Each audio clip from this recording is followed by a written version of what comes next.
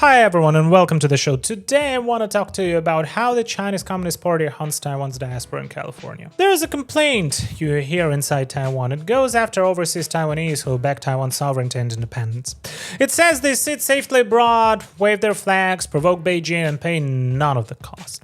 I want to show you why the picture is wrong. The Taiwanese who live overseas are the first line of contact with the Chinese Communist Party influence operations.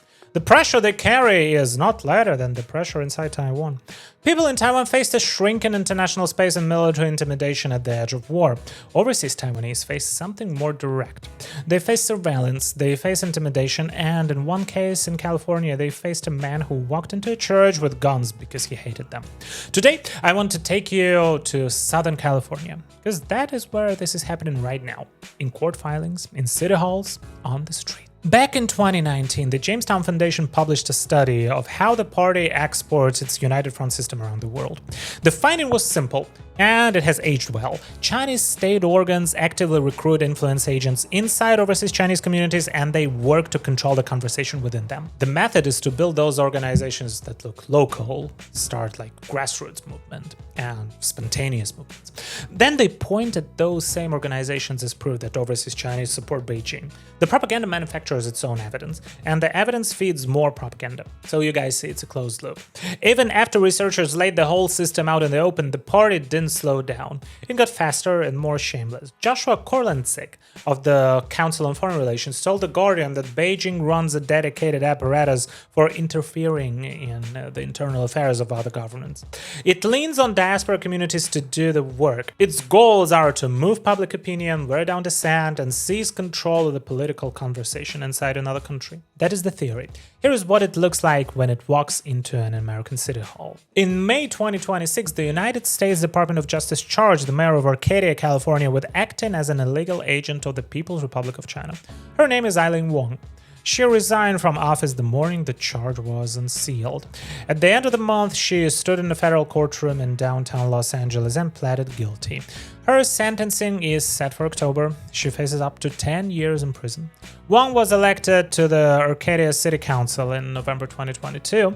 Arcadia rotates the mayor's chair among the council members, and that is how she got the title. According to her plea agreement, from late 2020 through 2022, she and her then fiancé, Yao Ning Mike's son of Chino Hills, worked under the direction and control of Chinese government officials.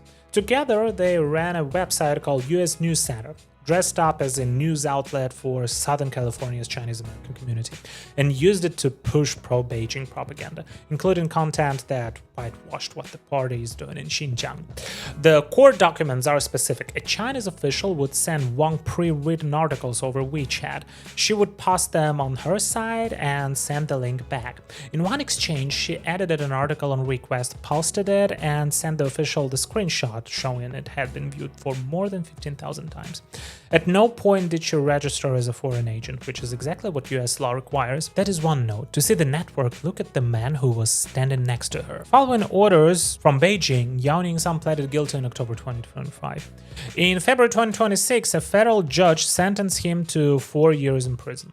Prosecutors described him as the right hand of a co-conspirator named John Chen, also known as Chen Jun, a high-level figure in the party's intelligence apparatus who had personally met Xi Jinping. The chain of command ran from Beijing through Chen, then Sun, into a city council race in suburban Los Angeles.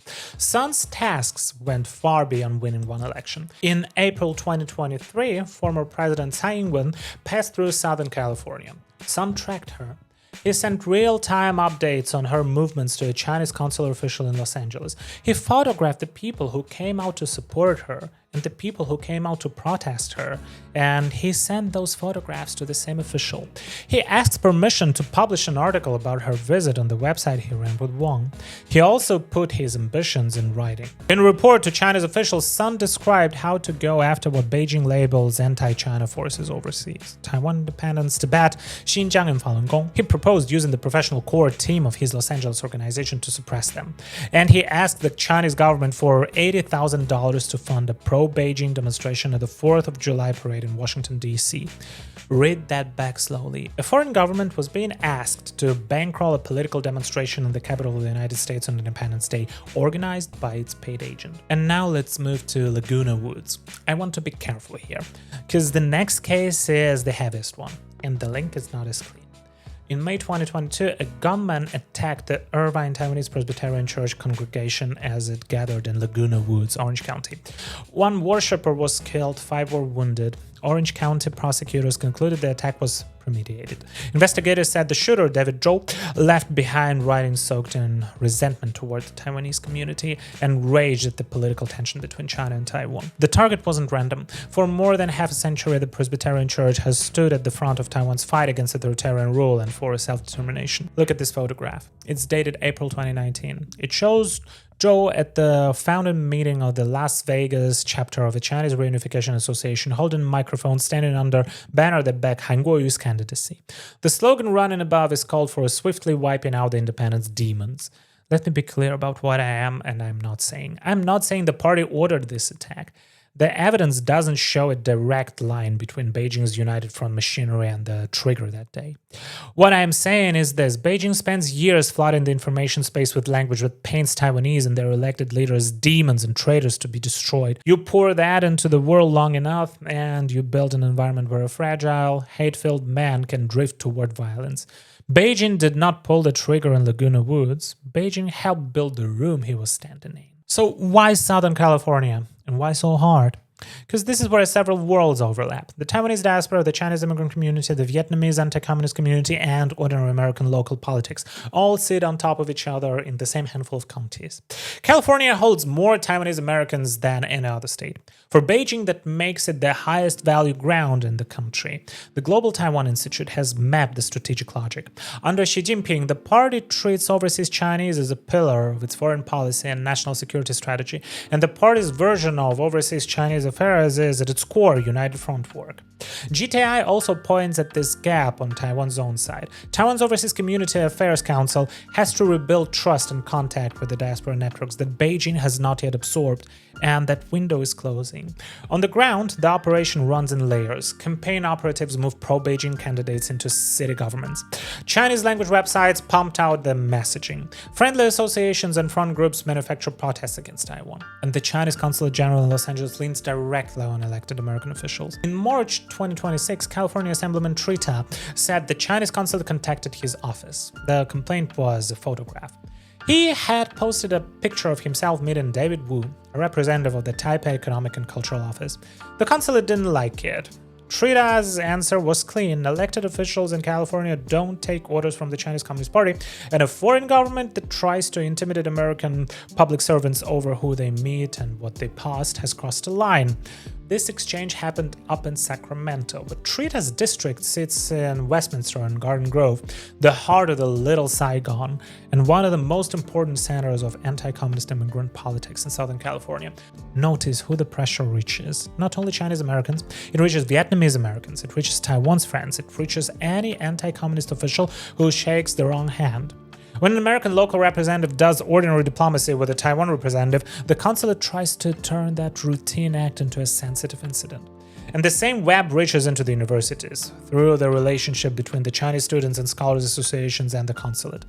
What the party is building is one connected network that runs across communities, across generations, and across institutions. So when I talk about the pressure on California's Taiwanese community, understand that I am not talking about a few angry trolls online. I'm talking about a coordinated structure: the Los Angeles consulate, the reunification councils, the pro-Beijing community groups, local Chinese language media, Chamber of Commerce networks, cooperative local politicians, and an online nationalist crowd, all pushing in the same direction. Beijing directs it from a distance. The instruments are mobilization, banquets, stage protests, control over the media narrative, and the quiet infiltration of local politics. The targets are Taiwanese Americans, human rights advocates, Tibetans, Hong Kongers, Uyghurs, and Chinese democracy activists. The aim is to squeeze their visibility, their sense of safety, and their political legitimacy in American public life until almost nothing is left. That is transnational repression, and it is happening on American soil. Here is why I put this episode together. I want Taiwanese at home and Taiwanese abroad to finally see each other. The people fighting for Taiwan in Taiwan and the people fighting for it outside are carrying different versions of the same weight, and most of them have no real idea what the other side goes through. I want that to change, because the strength of Taiwan's defense in the end comes from people who understand each other and stand together. This story is not only American. Taiwanese communities all over the world live under the same kind of pressure, and almost none of them have quit. So to everyone watching from inside Taiwan, hold on to one thing. Your real enemy never stood on a street corner in California waving a flag. Your real enemy sent someone to photograph the people who did. Thank you for watching. If you liked the video, please press like, subscribe, and share. This is Stan. I see you in the next one. Remember, freedom is not free.